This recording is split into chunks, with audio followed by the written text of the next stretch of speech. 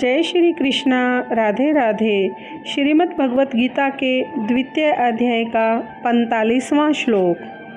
त्रैगुण्य विषाय वेदानिस्त्रे गुण्य भव अर्जुन निर्द्वंद नित्यस्तव स्थ निर्योगक्षेम आत्मवान। वेदों में मुख्यतः प्रकृति के तीनों गुणों का वर्णन हुआ है। हे अर्जुन, इन तीनों गुणों से ऊपर उठो, समस्त द्वैतों और लाभ तथा सुरक्षा की सारी चिंताओं से मुक्त होकर आत्मपरायण बनो। तात्पर्य: सारे भौतिक कार्यों में प्रकृति के तीनों गुणों की क्रियाएं तथा प्रतिक्रियाएं निहित होती हैं। इनका उद्देश्य कर्मफल होता है, जो भौतिक जगत में बंधन का कारण है।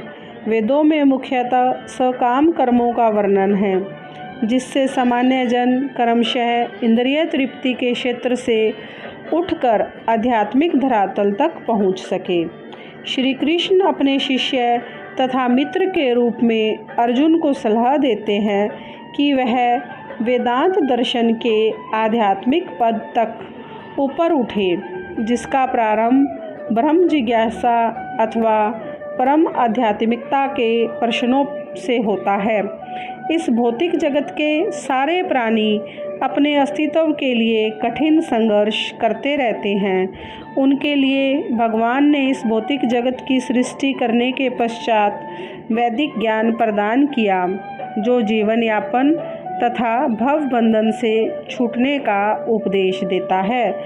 जब इंद्रिय तृप्ति के कार्य यथा कर्मकांड समाप्त हो जाते हैं, तो उपनिषदों के रूप में भगवत साक्षात्कार का अवसर प्रदान किया जाता है।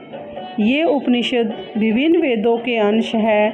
उसी प्रकार जैसे भगवत गीता पंचम वेद महाभारत का एक भाग है। उपनिषदों से आध्यात्मिक जीवन का शुभ आरंभ होता है। जब तक भौतिक शरीर का अस्तित्व है, तब तक भौतिक गुणों की क्रियाएं प्रतिक्रियाएं होती रहती हैं। मनुष्य को चाहिए कि सुख दुख या शीत गर्मी जैसी द्वैतताओं को सहन करना सीखे और इस प्रकार हानि तथा लाभ की चिंता से मुक्त हो जाए। जब मनुष्य श्री कृष्ण की इच्छा पर पूर्णतया आश्रित रहता है, तो वह दिव्य अवस्था प्राप्त होती है।